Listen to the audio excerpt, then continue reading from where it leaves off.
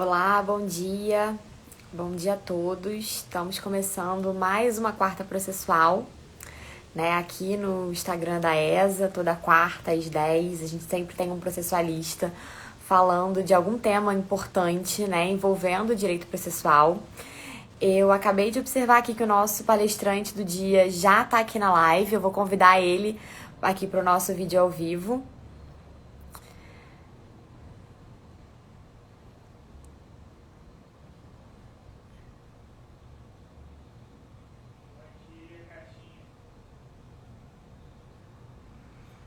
Aqui, Thiago, consegui, acho que eu já te enviei aí a solicitação. Hoje o professor Thiago Cabral vai falar pra gente sobre impecuniosidade e arbitragem.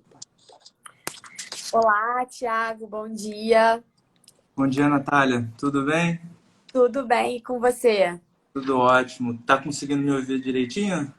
Tô te vendo e te ouvindo super bem. A conexão tá ótima. Olha, Maravilha. Thiago, em primeiro lugar, né, depois do bom dia, eu queria te agradecer muito de ter aceito esse convite da ESA, né, para estar aqui com a gente nesse projeto das quartas processuais, que é um projeto super importante aqui para a ESA e, assim, para mim e para o Mazola também, pessoalmente, é um projeto que a gente gosta muito e que a gente tem muito empenho de sempre trazer, assim, discussões importantes, professores importantes. Então, é uma grande alegria para a gente ter você aqui para a gente trazer esse diálogo aí entre processo e arbitragem. Então, a primeira coisa que eu queria fazer é realmente te agradecer por ter aceito o nosso convite e estar participando aqui do nosso projeto. Natália, muito obrigado pelo convite. É uma honra participar desse projeto que faz bastante sucesso aqui no Rio. Realmente fico muito feliz pelo convite seu e do Mazola, especialmente para falar no meio de uma Olimpíadas, né? Então, agradeço a todo mundo que está aqui presente na live, que preferiu sintonizar para ouvir sobre esse palavrão que é impecuniosidade, ao invés do jogo de vôlei de Brasil e Rússia. Pois é, a concorrência é difícil, mas o tema realmente é muito interessante, tá trazendo o pessoal para cá. Bom, então só cumprindo a nossa liturgia mínima aqui das nossas quartas processuais, eu vou apresentar o professor Tiago Cabral, que é mestre em Direito Processual pela UERJ, bacharel pela FRJ e advogado. E ele vai falar para a gente sobre arbitragem, impecuniosidade e arbitragem. É. Bem, como a Estela falou, estou competindo com vôlei feminino e tem um ditado, né? Que palestra boa é palestra rápida. Então eu prometo que farei uma palestra rápida, ainda mais rápida, para que a gente possa torcer ao final por mais uma vitória do Brasil. Eu imagino que todo mundo esteja vendo a live e deva ter pensado: nossa, o que é impecuniosidade? Que palavrão é esse? Impecuniosidade nada mais é do que a ausência de recursos financeiros para instaurar ou prosseguir com um procedimento arbitral. E antes que a gente entre nesse assunto tão delicado da arbitragem, eu preferi dar um passo atrás e falar sobre as despesas da arbitragem, porque eu imagino que existam pessoas aqui que são estudantes, estão começando a atuar com a arbitragem ou simplesmente têm interesse de entrar nesse meio e precisa ter uma ideia prévia de quais são os custos da arbitragem. E a E, primeira coisa que a gente tem que Thiago, ter. desculpa te interromper, que existe aquela questão de que a arbitragem é muito cara e que às vezes as pessoas não entendem direito, né, quais são os custos que compõem. Então, assim, acho que é super importante você realmente dar esse passo atrás e explicar para todo mundo, deixar todo mundo na mesma página, né, de como funciona. Não, maravilha. É o que você falou, muito se fala que a arbitragem é muito cara. Só que a gente tem que realmente estudar. É cara ou não é? O primeiro ponto que a gente tem que ter em mente é que todo mecanismo de resolução de conflitos tem um custo, tá? Para sua utilização. Para eu entrar com uma ação no Poder Judiciário, pelo procedimento comum, eu tenho que pagar custos. Para recorrer, eu tenho que pagar custas.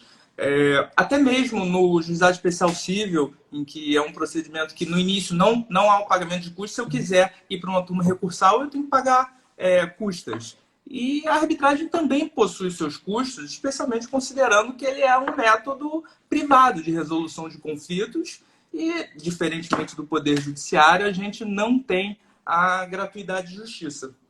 Agora, que custos são esses, sabe? A lei de arbitragem, ela menciona custas e despesas, faz só menções genéricas, o que nos faz questionar o que são custas da arbitragem, o que são despesas da arbitragem. Essa discussão, ela, de certa forma, tem um valor mais teórico do que prático, tá? Porque no final do dia, a pessoa que for utilizar a arbitragem para solucionar o seu conflito, ela vai pagar, seja custas ou despesas. De toda forma, é muito importante a gente ter uma ideia e diferenciar custas da arbitragem e despesas. As custas da arbitragem são os gastos que eu tenho para que eu efetivamente possa utilizar o procedimento arbitral para solucionar um conflito, tá? E que gastos são esses? O primeiro de todos e mais importante são os honorários dos árbitros. Quando eu escolho um terceiro para solucionar um conflito, eu preciso pagar por esse serviço que ele vai prestar, sabe? Então, isso já é a primeira custa que você tem na arbitragem. Honorários dos árbitros. Você vai ter, caso escolha um árbitro, caso você escolha 3, 5, aí vai ficar a critério das partes, tá? Outro tipo de custas que a gente tem na arbitragem são os gastos para que a gente possa começar o procedimento e prosseguir até o final com a resolução do conflito por meio da sentença arbitral, tá? No caso da arbitragem institucional, que é aquela em que a gente utiliza uma câmara especializada, e aqui no Brasil nós temos diversas entidades aptas a prestar esse serviço. Aqui no Rio a gente tem o CBMA, a gente tem a Câmara da FGV, a gente tem a CCBC, que é a Câmara Brasil-Canadá, que recentemente também criou filial. Quando a gente utiliza esse tipo de arbitragem, a gente vai ter um custo maior, porque a gente vai ter uma entidade responsável por administrar o procedimento. Mal comparando com o Poder Judiciário, auxiliando bastante como se fosse um cartório também, né? É uma comparação tosca, mas ajuda bastante quem não entende, porque a Câmara de Arbitragem, ela vai fazer esse link entre as partes e o Tribunal Arbitral, às vezes recebendo manifestações, emitindo as ordens processuais para que as partes tenham conhecimento e auxiliando mesmo até nos protocolos para que cheguem aos árbitros. Quando a gente utiliza essa entidade, a gente vai ter um custo. Então, normalmente a gente tem um custo simplesmente para entrar com o procedimento arbitral, que é a taxa de registro. E, normalmente, essas instituições também cobram taxa para administrar o procedimento, para que ele possa prosseguir efetivamente. Tudo isso são custas que a gente tem na arbitragem. E despesas? Quais são as despesas? Existem 3 espécies de despesas na arbitragem, tá? A primeira delas são as despesas necessárias para a adequada representação no litígio. Ou seja, honorários de advogado. Eu não sei se você sabe, Natália, mas nem é obrigatório ter advogado em arbitragem. Mas como eu sou advogado e estamos aqui na ESA, nós recomendamos que todos que pretendem submeter um litígio para arbitragem contratem advogados. E isso é uma despesa que a parte vai ter e tem que estar ciente. Além disso, existem outras despesas para adequada representação no litígio. Exemplo, caso haja uma perícia muito complexa de engenharia, a parte vai precisar contratar um assistente técnico, porque eu, particularmente, não sou bom em contabilidade, nunca fui bom em matemática, é até um dos motivos pelos quais a escolha para o direito foi fácil, então eu não consigo auxiliar o meu cliente nisso. Então, uma despesa da arbitragem é o assessoramento por assistente técnico. Às vezes, também, 2 partes podem litigar numa arbitragem que está acontecendo em São Paulo. Eu sou do Rio, você é do Rio, mas o procedimento arbitral ocorre em São Paulo. Eu vou ter custos para me deslocar para eventual audiência, enfim. Isso também é uma despesa da arbitragem e tudo entra dentro desse bolo da adequada representação. Existem outras 2 espécies, tá, de despesas na arbitragem. Uma é muito simples, tá, que são os eventuais custos por multa de litigância de má-fé. Tá? A litigância de má-fé é uma penalidade prevista no artigo 27 da Lei de Arbitragem e caso a parte não se comporte adequadamente, o Tribunal Arbitral pode vir a penalizar por esse descumprimento da boa-fé objetiva, tá? É comum? Não, não é nem um pouco comum a multa por litigância de má-fé. Existem pessoas até que criticam a falta de empenho de diversos tribunais para rechaçar esse tipo de comportamento, mas ela existe e é uma despesa. E fazendo um paralelo, Thiago, desculpa te interromper, paralelo com o judiciário, a gente também vê que os próprios juízes têm alguma resistência, né, em aplicar esse tipo de penalidade. E esse tipo de despesa, tanto na arbitragem como no judiciário, se a parte, né, se comportar conforme a boa-fé e agir da forma adequada, é fácil de fugir desse custo, né? Exato, exato. Até se diz que na arbitragem a gente tem um comportamento mais educado que no judiciário. Mas eu, particularmente, na prática, discordo disso. Acho que tiro, porrada e bomba também. Então, a gente sabe que muitas das vezes a outra parte vai adotar tudo para evitar o prosseguimento da arbitragem. E nesse caso em específico, os tribunais arbitrais deveriam ter uma mão de ferro maior e aplicar a multa. E a última espécie de despesa da arbitragem, eu acho que é a que mais interessa a todos os advogados que acompanham essa live, que são os honorários sucumbenciais, tá? Há uma grande discussão sobre a aplicação de honorários sucumbenciais em arbitragem. Como que a gente soluciona isso? Em primeiro lugar, a gente poderia ir na lei de arbitragem, tá? Mas o problema é que a lei é silente sobre o tema, não fala nada, tá? E mesmo que falasse, a gente tem que ter ideia que o principal, quem define se cabe ou não honorários sucumbenciais são as partes, tá? A arbitragem ela é regida pela autonomia da vontade, então ao decidir solucionar um conflito por arbitragem, as partes podem previamente decidir, olha, serão cabíveis honorários sucumbenciais. Ou não, é vedado ao tribunal arbitral condenar a parte perdedora ao pagamento de honorários sucumbenciais. Isso fica a critério das partes, né? Quase como se fosse o termo de arbitragem, as regras estipuladas pelas partes são o que regem o procedimento arbitral e caso elas decidam que não tem honorários, não tem. Não há discussão. O grande problema e se as partes não estabeleceram qualquer regramento sobre essa questão? Ou seja, a gente tem a lei de arbitragem silente sobre o tema e as partes foram omissas. E é aí que a gente tem a grande controvérsia, tá? Cabe ou não cabe honorários sucumbenciais? Como quase tudo no direito, a gente tem mais de uma corrente, né? No caso, a gente tem duas, pelo menos.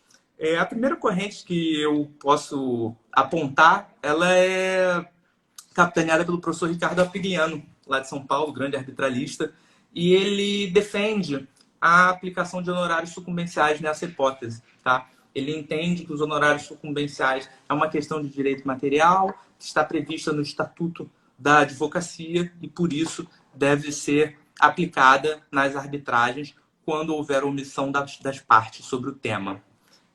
Mas existe uma segunda corrente, que, para infelicidade, talvez os advogados que estejam acompanhando a live, eu diria que é a corrente majoritária, tá? Ela é capitaneada pelo professor Gustavo Tepedino, pelo professor José Roberto de Castro Neves, e é uma corrente que eu me filio também, que é contra a condenação de honorários sucumbenciais nessa hipótese de omissão. Por quê? Primeiro, porque o Código de Processo Civil ele não é aplicado indistintamente na arbitragem, tá? Então, a previsão do artigo 85 ela não é aplicada de forma imediata na arbitragem. O segundo ponto também para esse posicionamento é até mesmo a experiência internacional, os costumes da arbitragem, tá? Na arbitragem internacional e em outros países não existe essa figura dos honorários sucumbenciais, então eu entendo que a gente também deve se alinhar um pouco a esses costumes internacionais e por isso não podemos aplicar os honorários sucumbenciais. Eu peço até desculpas a quem queria ver aqui um posicionamento diferente, porque eu sei o quanto é bom receber honorários sucumbenciais, mas nesse caso eu até advogo contra a classe, peço desculpas a quem está vendo. Mas então, Thiago, eu acho que aqui fica um ótimo, importantíssimo, né, alerta, né, para nossa classe aqui de advogados, em se tratando de arbitragem, quando você vir, né, que um conflito vai desaguar na arbitragem, não seja omisso, né? Analise essa questão e já sugira que isso seja alinhado desde o começo, desde o primeiro momento. Então, assim, eu acho que deixando isso já alinhado à luz da autonomia da vontade, você vai ter uma previsibilidade, vai ter, não vai ter. E não fica, né, à disposição de correntes, né? De cabe, não cabe. Vamos deixar isso positivado para facilitar no futuro. A gente, óbvio, que sempre advoga pelos honorários sucumbenciais, mas no caso da arbitragem, a gente precisa de uma manifestação expressa das partes. Se a gente precisa de manifestação expressa, que isso seja feito antes, né? Seja combinado desde o primeiro momento. Exato. Não, concordo plenamente. E isso é muito comum ter discussão em arbitragem sobre a aplicação de honorários sucumbenciais. Inclusive, na sexta-feira, eu vou advogar contra a classe porque uma parte está pedindo honorários sucumbenciais. E o pior, no termo de arbitragem consta que não cabe honorários. Mas mesmo assim, a pessoa quer, porque tem um pouco aquele know-how do judiciário, né? No judiciário a gente está acostumado a brigar por honorários de 10% a É 20%. aspas, um ranço, né? Que a gente acaba levando do judiciário para arbitragem. Algumas coisas não tem jeito, né? Muita gente advoga nos dois e acaba levando, transportando do judiciário para arbitragem. Mas realmente, nesse caso, eu concordo com você que não tem como, né? Foi pactuado. Exato, exato. E, Mas, Thiago, os advogados foram bem remunerados, né, em honorários contratuais para aberto mão dos sucumbenciais, né? sim, sim. Porque acaba sendo uma despesa maior também, né, para o cliente, né? Já paga as custas, já tem despesas com advogado, despesas para, poxa, ter adequada representação por assistente técnico, e ainda tem que pagar os honorários sucumbenciais, então realmente fica algo muito complicado, assim, para mais um custo, né? A gente vai ver aqui daqui a pouco quanto custa uma arbitragem e talvez algumas pessoas tomem um susto, mas então seria mais um custo. Então é muito adequado que não, na minha visão, não tenha essa questão dos honorários sucumbenciais na arbitragem, em caso de omissão. O próximo ponto, e aí a gente já está até acabando quase essa parte de despesas para entrar e entender o que é esse palavrão chamado impecuniosidade, é como a gente reparte, né, os custos da arbitragem, né? Da mesma forma que nos honorários sucumbenciais, tudo é regido pela autonomia da vontade. Então, as partes podem dispor como será feita a repartição dos custos de uma arbitragem. Via de regra, que a gente vê é uma antecipação dos custos metade a metade. O autor e o réu, que no caso da arbitragem são requerentes e requeridos, cada um paga metade no decorrer da arbitragem. Existe uma exceção, tá? Que é a arbitragem envolvendo a administração pública. O artigo 9º do decreto 10.025 de 2019 estabelece que o contratado com a administração pública tem que antecipar tudo.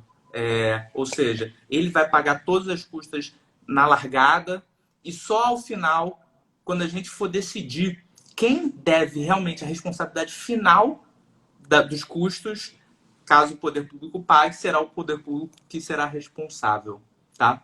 Então, via de regra, a gente tem uma responsabilidade antecipada de cada parte e, ao final, caso as partes não tenham estipulado a forma de repartição dos custos, caberá ao tribunal arbitral definir quem vai pagar o quê. E aqui a gente está falando quais são as custas, quais são as despesas. A gente está muito no mundo das ideias, sabe? Isso me incomoda, né? Falar só que a arbitragem é cara ou que é barata não adianta nada. A gente precisa ter números, né? Então, vou dar um exemplo.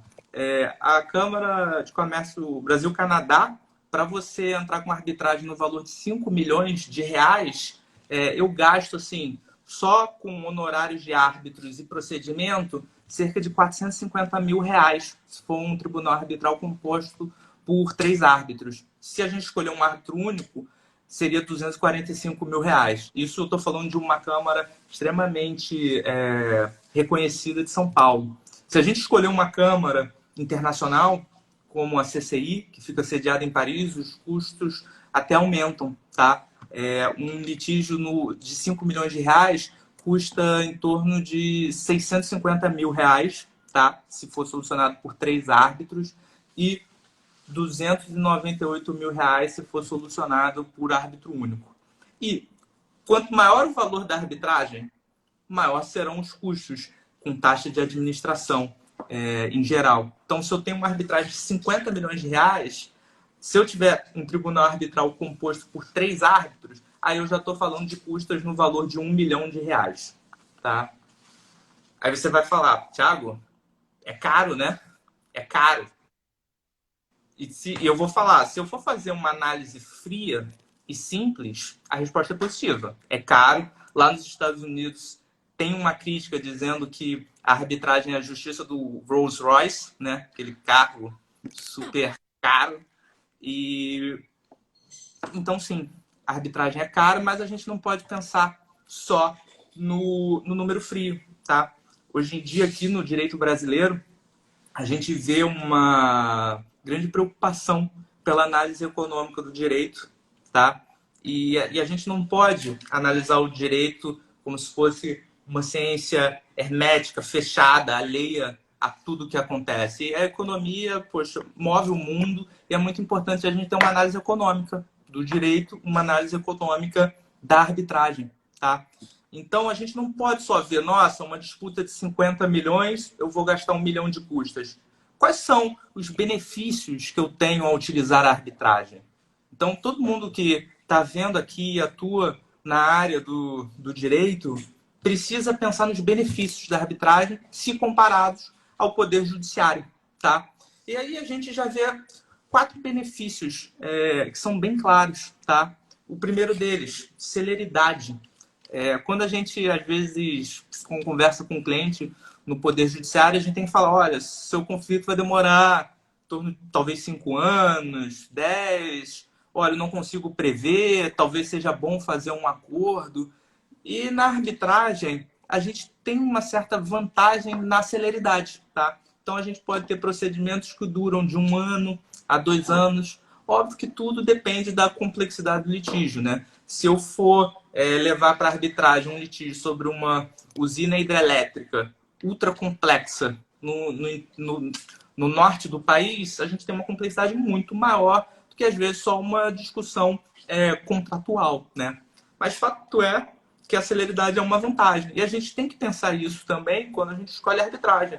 Porque eu vou solucionar o litígio de forma mais rápida e receber o direito. E não esperar talvez 5, 10 anos. Sabe-se lá como vai estar a pessoa em 10 anos, principalmente no nosso país, que toda hora tem crise. Hoje o cara pode estar solvente, daqui a 5 pode estar quebrado. Exatamente. Então, é um custo, assim, eu pago mais pela arbitragem, mas eu tenho um certo retorno na celeridade. Tá? Uma outra vantagem também é a especialização dos árbitros. Na arbitragem eu escolho o árbitro que vai solucionar o meu litígio. Tá? E, obviamente, a gente vai escolher uma pessoa que entenda a matéria. Tá? No Poder Judiciário, a gente tem magistrados incríveis, tá? Que sabem muito de diversas áreas. Só que, às vezes, você pode pegar um magistrado que entenda muito de direito societário, mas talvez não de uma questão de direito público, de uma arbitragem de direito público. E na arbitragem a gente consegue ter de certa forma, essa vantagem, escolher pessoas capacitadas para solucionar a controvérsia jurídica específica, tá? Isso é uma questão que é muito sensível e que realmente a arbitragem tem esse grande diferencial, né? Porque no judiciário, se a gente pensa em, eu estou falando de um litígio, eu vou puxar a sargento para minha área de propriedade industrial. Se a gente pensa em primeiro grau, a gente tem aqui no Rio, por exemplo, 7 varas especializadas com juízes que conhecem muito da matéria. Mas, às vezes, quando você chega em segundo grau, como a gente não tem câmaras especializadas no tribunal, né, de direito privado, enfim, direito empresarial, a gente chega e não encontra a mesma especialidade. E ali na arbitragem, não. Você vai ter um litígio, sim, muitas vezes envolvendo altos valores e que você não pode correr esse tipo de risco, né, do processo não ser bem julgado por ser de uma matéria extremamente específica, extremamente especializada. Então, realmente, é um grande diferencial, né? Não. Com certeza. Então, eu acho assim, que quando a gente vê os custos, a gente tem que pensar celeridade, especialização do árbitro. Uma outra questão muito relevante, você trabalha com TI, então eu imagino que muitos dos seus casos sejam em segredo de justiça, né? Porque às vezes envolvem questões de segredo industrial, etc. Então, no seu caso específico, você trabalha muito com processos sigilosos. Mas na arbitragem, a gente consegue colocar confidencialidade na maioria dos procedimentos, tá? Então, isso também é uma outra vantagem. Até um litígio que no Poder Judiciário não estaria abrangido pelo segredo de justiça, na arbitragem a gente tem a confidencialidade. Isso traz um ganho para as partes. Porque é muito chato, às vezes, né? Você ter um eventual contrato e todo mundo saber, nossa, Thiago e Natália estão tendo uma briga de foice, cada um tá xingando o outro naquele processo. Não quero nem me envolver com nenhum dos dois. Isso causa um dano às partes. Então, também é uma grande vantagem a gente conseguir solucionar o litígio, de certa forma, a portas fechadas, tá? Óbvio que a confidencialidade não é absoluta na arbitragem. Existem, enfim, diversas exceções, tá? Arbitragem com a administração pública rege o princípio da publicidade.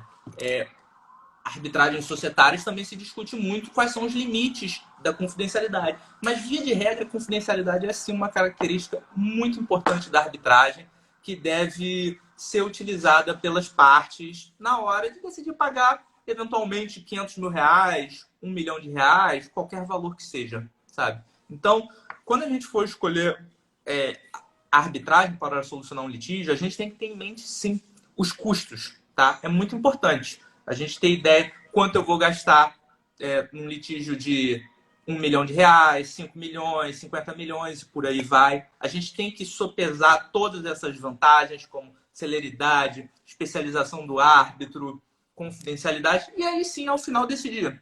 Vale a pena ou não ir para a arbitragem? Pode ser que não valha. Pode ser que realmente seja melhor ir para o judiciário para determinada questão, sabe? Eu acho que a gente está num momento processual muito amadurecido, que a gente sabe que o judiciário não a resolução do conflito não fica só com o judiciário. Então a gente pode utilizar mediação, a gente pode utilizar arbitragem. Então a gente tem que ter todas as ferramentas para decidir qual é o melhor mecanismo para solucionar o conflito. Desculpa aí, live é a primeira vez fazer com o celular, então eu me empolguei aqui, bati no celular e caiu. Então, peraí. Ih, eu não tô te ouvindo agora, acredita? Não, na verdade eu tinha fechado meu microfone porque problemas técnicos aqui de uma ambulância passando, aí acabei não fechando, mas problemas técnicos no ao vivo a gente acaba tendo bastante. Então a gente tá fazendo live aqui toda semana, isso acontece bastante, não se preocupa.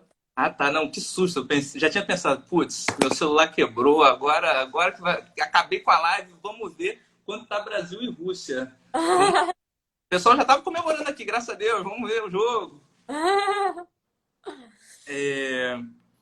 Então é muito importante, aqui voltando à linha de pensamento, a gente saber qual é o litígio adequado para solucionar por arbitragem.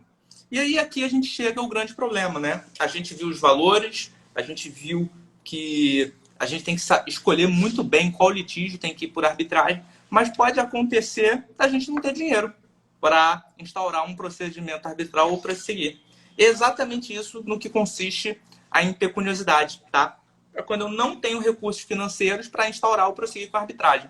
E qual o problema disso? Qual é a grande consequência? Se eu não tenho dinheiro para instaurar ou prosseguir com a arbitragem, meu litígio não será solucionado, ou 2, no caso de prosseguimento, ele pode ser suspenso, de forma que aí o meu litígio continue a existir. E isso impacta diretamente em 2 grandes princípios, tá? Do direito. Acesso à justiça, previsto no artigo 5º, inciso 35 da Constituição Federal, em que toda lesão ou ameaça de lesão pode ser tutelada. E, por outro lado, o princípio das obrigatoriedade dos contratos, que a gente tem que ter em mente que a gente, ao selecionar a arbitragem, a gente decidiu que não utilizaremos o Poder Judiciário. A gente vai solucionar para a arbitragem. Então, a gente tem um princípio da obrigatoriedade dos contratos que obriga as partes a solucionar o litígio pelo meio arbitral. Então, a gente tem um choque entre princípios que é muito relevante a gente estudar como a gente vai solucionar isso, tá? Ao estudar esse tema, eu primeiro fui na experiência internacional para ver o que cada país fala, tá? E, diferentemente dos honorários sucumbenciais, que a gente tem um costume, né, internacional de que essa rúbrica não é devida, no caso da impecuniosidade, a gente tem soluções diversas, tá? A Alemanha é um país muito em prol do acesso à justiça, tá? Ela permite a ida ao acesso à justiça, ainda que a parte não tenha dinheiro sequer para uma adequada representação na arbitragem, tá? Do outro lado, em sentido oposto, a gente tem a Inglaterra. A Inglaterra valoriza muito o princípio da obrigatoriedade dos contratos, de forma que a gente não tem decisão inglesa permitindo que as partes utilizem o judiciário nessa situação.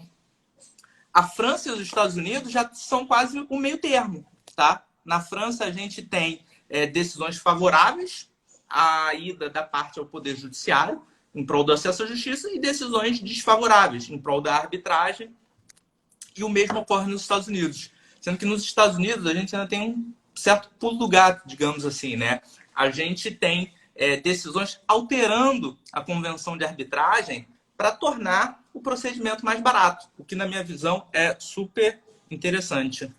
E no Brasil, né? A gente está no Brasil, ninguém aqui quer, às vezes, saber o que o juiz francês está decidindo, ou o que o juiz da Alemanha. A gente quer saber como é no Brasil. E aqui no Brasil a gente tem um grande problema, tá? Por quê? A lei não fala nada sobre o tema, tá? Na doutrina, é um tema muito pouco estudado. Então, quem tiver interesse de estudar sobre o tema e contribuir, eu incentivo bastante. Então, a gente tem pessoas como o professor Clávio Valença Filho, que entende que caso haja impecuniosidade de uma parte falida, ela pode ir ao judiciário. O professor Estevão Malher, um grande operador do direito trabalhista de São Paulo, ele entende que caso a impecuniosidade atinja um trabalhador, ele tem o direito a ir ao judiciário. De uma forma mais geral, sem ser analisando situação de recuperação judicial, situação de direito trabalhista, a gente tem o Maurício Fabre também, que ele cria, de certa forma, quase um procedimento próprio para se verificar se a parte é impecuniosa ou não. E a gente também tem dois outros doutrinadores que eu gosto muito, tá? Que é o Rodrigo Gabardo, do Paraná, e o Napoleão Casado Filho, que é salvo engano, da Paraíba, tá? Eles defendem a intervenção do Poder Judiciário para tentar reduzir os custos da arbitragem, numa linha muito semelhante ao que acontece em algumas decisões dos Estados Unidos. Ou seja, na doutrina, a gente não tem nenhum posicionamento único sobre o tema. E no Judiciário? A resposta é simples, né? Qualquer pessoa que atua no Poder Judiciário sabe que quando a gente precisa de um precedente, normalmente tem de um lado, tem de outro. Então, isso também acontece. Isso também acontece no Judiciário, no caso de impecuniosidade. A gente tem diversas decisões do Tribunal de São Paulo, algumas defendendo o acesso ao Poder Judiciário, outras não, defendendo a aplicação do princípio da obrigatoriedade dos contratos, tá? E no Rio, né? Já que a gente está aqui na ESA, OAB Rio. No Rio, até recentemente, a gente tinha uma decisão, tá? Do professor Alexandre Freitas Câmara, que ele não analisava a questão da impecuniosidade em si, tá? Ele entendia que, com base no princípio do competência-competência, que é um princípio muito importante na arbitragem, quem deveria analisar, em primeiro lugar, a ausência dos recursos financeiros ou qualquer impacto que essa falta de dinheiro causava na convenção de arbitragem é o tribunal arbitral, tá? Então, ele não analisou a questão da impecuniosidade, tá? Ele falou, olha, pela situação, parece que os custos da arbitragem não são caros, tá? Mas, nesse caso em específico, não sou eu que devo dar a primeira palavra. Isso cabe ao tribunal arbitral. E por isso extinguiu, tá? Isso foi a única decisão que eu tinha encontrado. Enfim, eu estudei o tema em 2019, foi o tema da minha dissertação de mestrado e depois do meu livro. Foi a única decisão que eu tinha encontrado até 2019. mas veio a pandemia e essa questão veio à tona novamente, tá? E em 2020 aqui a gente tem uma decisão da desembargadora Fernanda Fernandes, tá? Que ela entendeu que o juízo arbitral possuía custos elevados, tá? Que não tinha gratuidade de justiça e, por isso, o conflito de uma empresa em falência poderia ser solucionado pelo Poder Judiciário. Então, ela desconsiderou a convenção de arbitragem. É difícil, né, gente? E aí gera uma insegurança, né, Thiago? De a gente não saber qual você faz a convenção de arbitragem e aí você não sabe, né, o desfecho que isso vai ter, se a parte. Foi o que a gente falou, você não sabe como, em relação ao judiciário, no tempo de duração de um litígio, você não sabe se do começo ao fim do processo a parte vai ser solvente. Da mesma forma, do começo ao fim do contrato, se a parte vai ter fôlego para bancar uma arbitragem. E aí eu acho que a pergunta que todo mundo está se fazendo é como é que isso é provado? Como é que você. Quais são os elementos que você tem que demonstrar para mostrar que você está nessa situação de impecuniosidade?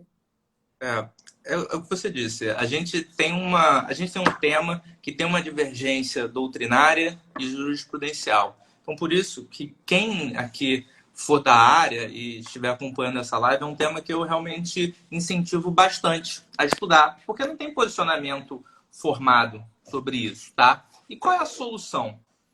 Eu não consigo dar uma solução definitiva, eu consigo dar a minha solução, tá? Que até que eu defendo no meu livro, que a gente precisa entender o que é ser impecunioso, sabe? É só não ter dinheiro? Eu, particularmente, acho que não pode ser só não ter dinheiro. Por quê?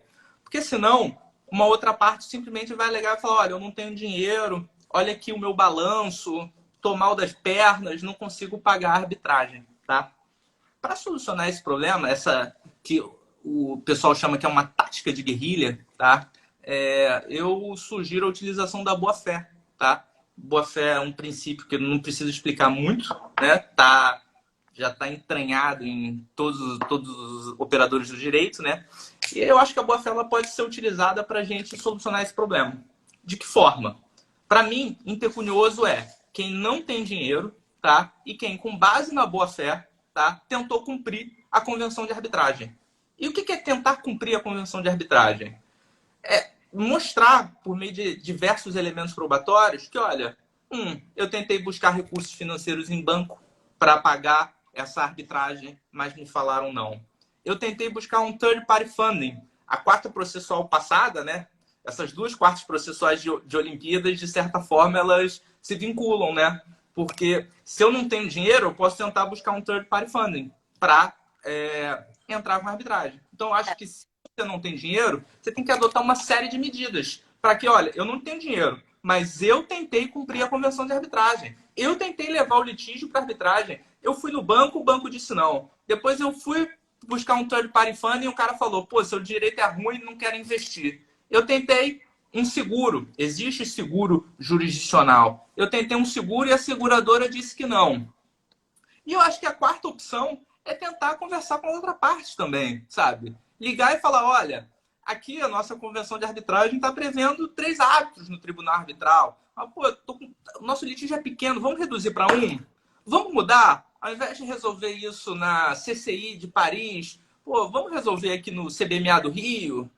Ou qualquer outra Câmara? Vamos deixar mais barato? Vamos fazer um procedimento sob medida, em que talvez a gente corta alguma prova que seja muito cara e que vai trazer ônus com honorários periciais de assistente técnico? Eu acho que a parte tem que mostrar que tentou. Tentou cumprir a convenção de arbitragem, mesmo que não tenha dinheiro, tá? Que a situação financeira esteja ruim, ela tentou. E caso ela tenha tentado e não tenha conseguido, aí sim a gente tem a impecuniosidade.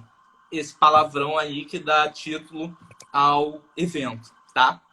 E aí chega a pergunta: o que fazer quando você é impecunioso? Realmente, tentei, tô com um problema aqui, eu e Natália, eu tô com um problema contratual com a Natália, eu tô sem dinheiro, pandemia acabou comigo, tentei entrar com a arbitragem contra ela, mas não consegui. O que eu faço? Aí depende muito, tá? Do tipo como está redigida a convenção de arbitragem. Por quê? Pela convenção da arbitragem, a gente faz uma renúncia ao Poder Judiciário para utilizar a arbitragem, para solucionar um litígio. Pode ser que nessa convenção de arbitragem eu tenha deixado expresso, de forma expressa e clara, que se eu não tiver dinheiro para instaurar um procedimento arbitral, se eu for impecunioso, eu não posso utilizar o Poder Judiciário. E é quase como uma cláusula de não petendo, tá? Eu não sei se o Alberto Trigo já falou nas quartas processuais, então, para fazer o merchan do meu amigo, também assistam essa live, tá? É uma cláusula de não petendo. Olha, se não tiver o dinheiro, meu amigo, sorry, segue o jogo, o litígio vai ficar sem solução, tá? Caso a parte não tenha feito essa renúncia expressa, e a gente tem que lembrar que a renúncia pelo Código Civil ela é interpretada de forma restritiva, tá? Eu acho que a gente tem que pensar numa forma de utilizar o Poder Judiciário. E pensar numa forma de utilizar o Poder Judiciário que também proteja a arbitragem, tá? Eu, particularmente, sou contra em permitir a ida direto ao Poder Judiciário, desconsiderando a convenção de arbitragem, tá? Eu defendo, tá, no meu livro, que as partes elas têm que, após a configuração da impecunidade, até tentar instaurar mais uma última vez, pedindo eventualmente para a Câmara ou para o Tribunal Arbitral que haja um parcelamento dos custos ou que isso seja postergado até o final do procedimento. Mas se não for possível isso, eu acho que a parte impecuniosa pode utilizar o Poder Judiciário, tá? Mas não para simplesmente o litígio ser solucionado por lá, mas para tentar modificar a convenção de arbitragem, tá? Torná-la mais barata, tornar os custos da arbitragem mais baratos. E como que eu vou utilizar isso? A minha sugestão, e até partilhando do posicionamento do Rodrigo Gabardo e do Napoleão Casado, é o artigo 7º da Lei de Arbitragem, tá? Esse artigo ele permite a utilização de uma ação quando a cláusula arbitral é vazia. Eu acho que a gente tem que alargar a utilização desse artigo, tá? Dar uma esticada nele para que a gente possa utilizá-lo em caso de impecuniosidade. E aí seria um processo rápido, célere, onde as partes poderiam produzir as provas para mostrar, no caso, o autor que é impecunioso e, no caso, o réu que não é. E ao final, o tribunal arbitral ele modificaria a convenção de arbitragem de forma muito semelhante ao que tem nos Estados Unidos. Às vezes, para reduzir o tribunal, alterar para um procedimento mais célere, por aí vai. Tá? E aí, dessa forma, com essa alteração da convenção pelo Poder Judiciário, a parte pode entrar com a arbitragem. Só que também pode acontecer, ao final, ficar comprovado que nem mesmo essa alteração ela é capaz de permitir que a parte utilize a arbitragem. Nessa, digamos assim, em última medida, aí sim eu defendo que o juiz declare a ineficácia da convenção e permita a apresentação do pleito perante o Poder Judiciário. Enfim, era essa aqui minhas considerações, tá? A Natália tinha me dado 50 minutos, tá? Eu aqui tô terminando quase em 45 para a gente, enfim, torcer para o Brasil. Nem sei como tá o jogo, tá? Mas é isso. E assim, Thiago, realmente o tema é muito importante, muito interessante, desperta vários questionamentos. Enquanto você falava, aqui essa parte final, né, das soluções, do que pode ser feito, eu estava pensando, talvez uma solução já, ainda mais agora que a gente está vivendo nesse período contemporâneo de pandemia e que é um pós-pandemia que ainda não acabou a pandemia, né? A gente está vivendo um pós-pandemia sem a pandemia ter acabado. Mas é que as atividades econômicas estão retomando, mas realmente muitas empresas ficaram sem dinheiro, né? Nesse período. E aí a gente pode pensar, nós processualistas, né, que eu acho que desde da vigência do CPC de 2015, né, a gente começou a conversar muito mais com o setor contratual E aí, nessa conversa, não só para pensar nos negócios jurídicos processuais, né, em caso do litígio, e para o judiciário, se houver convenção de arbitragem, a gente já pensar nessa hipótese de impecuniosidade, de já prever essa situação ou não? Isso, você acha que isso poderia abrir espaço para a gente, para ter algumas fraudes e é uma forma de fugir da convenção? O que você pensa, assim, sobre isso? Essa é um ótimo questionamento, tá? Eu particularmente acho que seria interessante as partes deixarem claro isso na convenção, seja para não permitir a ida ao judiciário numa aplicação da cláusula de não petendo, tá? Ou seja, para regulamentar, olha, realmente, se for para o judiciário, vamos deixar assim, assim, assado, você tem que deixar provado por meio de prova documental, testemunhal, o que quer que seja. Eu acho que isso pode, de certa forma, se a gente conseguir deixar bem amarrado na convenção de arbitragem, pode ser uma vantagem para todo mundo. O problema, aí sim, cabe a nós, operadores, ter o trabalho de pensar numa convenção que seja boa para as partes, tá? Porque quando eu digo isso, que muitas das vezes alguns advogados dão Ctrl+C, Ctrl+V, né? Nas cláusulas compromissórias e simplesmente colocam no contrato, né? Então, seria muito interessante, sim, mas isso depende também que nós, advogados, façamos a nossa parte, né? Que a gente, poxa, sente, pense nas opções, etc., quais são os riscos para o cliente, para evitar exatamente isso, que a impecuniosidade seja utilizada como uma verdadeira tática de guerrilha para impedir a solução do conflito pela arbitragem, né? Enfim. Exato. Eu acho que na verdade, de alguns anos para cá, né, como eu disse há pouco, especialmente na vigência do CPC de 2015, que já não é mais novo, né, a gente foi chamado a conversar com os jurídicos das empresas, né, do pessoal consultivo, a gente foi chamado a conversar com a área de contratos, porque quando você vai estabelecer um contrato, é muito importante, né, que você já não veja e não, como você disse, não façam simples Ctrl+C, Ctrl+V, colocou a cláusula, é isso. Vamos tentar, vamos pensar. Os honorários sucumbenciais, eu vou ser silente? Não, porque eu vou inserir no contrato que em caso de arbitragem não terá honorários sucumbenciais, ou sim terá honorários sucumbenciais. Eu vou pensar que em caso de impecuniosidade, que é uma coisa que já acontecia e que certamente está acontecendo mais agora, né, por conta desse período que a gente está vivendo, e não só no Brasil, né, como no mundo inteiro, de crise econômica, isso, se já acontecer, vai acontecer mais nas arbitragens a vir. Então, eu acho que o seu tema de estudo é realmente um tema muito importante e que chama a gente a refletir e a estudar o assunto, até porque a arbitragem está ganhando cada vez mais espaço agora com as arbitragens expeditas, então, assim, ela tá ganhando mais musculatura, né? A área de atuação dela tá ficando cada vez maior. E foi o que você disse, a gente tem que buscar na nossa caixinha de ferramentas, né, de advogado, ou, como o Marcelo sempre fala, né, pegar o cardápio de alternativas que a gente aprende e aplicar, né, as alternativas da melhor forma possível. Então, Thiago, acho que realmente é um tema super importante e é muito importante que fique essa reflexão para os advogados de pensar nesse momento aí antes do conflito, que às vezes a gente para pensar quando o conflito já está instaurado, ou a gente é procurado, né, só quando a briga já acabou, assim, a gente não tem mais como estabelecer as diretrizes, né? Então é uma reflexão que fica aí para todo mundo. Não, eu concordo com você, sabe? Eu acho que a gente tem visto cada vez mais uma ampliação da arbitragem, né? A arbitragem toda hora ela passa mais fronteiras, né?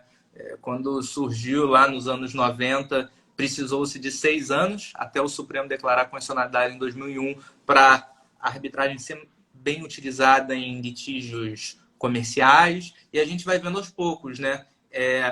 A alteração da lei de 2015, permitindo expressamente a arbitragem para a administração pública. Depois a gente vê a arbitragem trabalhista surgindo com bastante força, ainda está engatinhando, mas tá melhorando. Já tem discussões sobre arbitragem envolvendo propriedade intelectual, direito concorrencial. Então, a gente tem visto, assim, cada hora a arbitragem aumenta um pouco mais o seu leque, né? O leque de litígios podem ser solucionados por meio desse procedimento. Então, isso exige, né? Porque pensar, se não tiver custas, faz como, né? No direito trabalhista, isso se empresas já não possuem como arcar com os custos de uma arbitragem, imagina uma pessoa física. Eu digo numa boa. Eu não tenho dinheiro para arcar com arbitragem, não. Então, eu realmente é só poder judiciário, juizado especial civil e vamos lá. Chegar no judiciário está cada vez mais caro. Se você for pensar São Paulo, correr, as custas são super altas. Aqui no Rio, a taxa judiciária máxima também é bem alta, mas não se compara, né, com o custo de arbitragem, a 40 mil. Exato. Então, eu acho que é isso. Eu acho que é um tema assim, que merece estudo. Acho que quem está se interessando por arbitragem, eu peço realmente estude o tema, porque não tem posição fixa. Então, eu estou dando aqui a minha ideia. Pode não ser a melhor ideia, etc. Mas a gente precisa de ideias para que a gente, ao final, a gente consiga achar a solução que resolva o problema. Porque isso é o mais importante. Não é simplesmente, eu quero ter a ideia correta. Não, a gente dá uma ideia para que nós, advogados, juízes, membros do Ministério Público, enfim, todos os operadores do direito, a gente consiga falar, olha, de todas as ideias, essa aqui é a melhor para o sistema. Então, eu realmente incentivo a quem tem interesse pela arbitragem, quem tem interesse pelo tema, estude, proponha uma solução, sabe? Porque eu acho que vai ser o melhor para nosso sistema, né? De resolução de conflitos.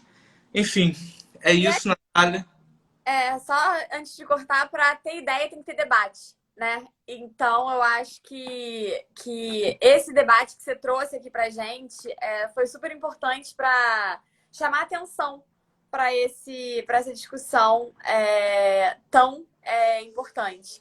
Então, já assim, não sei se você quer fazer mais alguma consideração final, mas eu já quero te agradecer muito pela sua participação aqui, não só por ter aceito o convite, mas por ter ensinado tanto aí pra gente sobre arbitragem e ter trazido essa visão aí da impecuniosidade. Tem o livro aí para fazer a pessoal, que quem se interessar, né, pela matéria, já pode. Que vergonha, eu nem tenho em mãos o livro aqui, mas realmente, para fazer o merchan, né?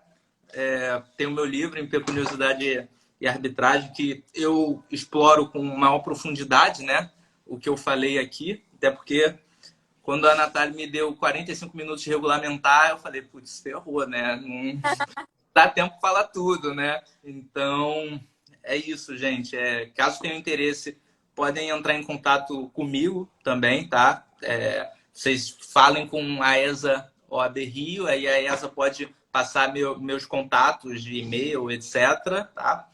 Não passo aqui porque na internet a gente nunca sabe quem vê, né? Jogar o e-mail assim, daqui a pouco eu recebo 19 spams na minha caixa de e-mail, né? Então, não dá. De toda forma, Thiago, quando eu salvar a live, eu vou deixar o seu arroba aqui do Instagram marcado, e aí o pessoal, depois quem não conseguiu assistir ao vivo, enfim, aí já tem um meio de contato aí com você. Perfeito, perfeito. Enfim, Natália, muito obrigado novamente pelo convite feito por você e pelo Mazola. Foi realmente um prazer estar aqui, tá participando das quartas processuais, tá? Que realmente já virou um grande evento assim na semana para quem gosta de processo. Quando você vê quem já participou das quartas processuais, você fica até pensando, poxa, será que o convite veio para a pessoa certa? Porque só tem titã do direito processual falando, então eu realmente fico muito, muito, muito honrado, tá? Enfim, está voltando para a ESA OAB, que, enfim, me convidou para o curso de atualização de arbitragem e agora eu estou aqui com vocês. É sempre um prazer, estou à disposição.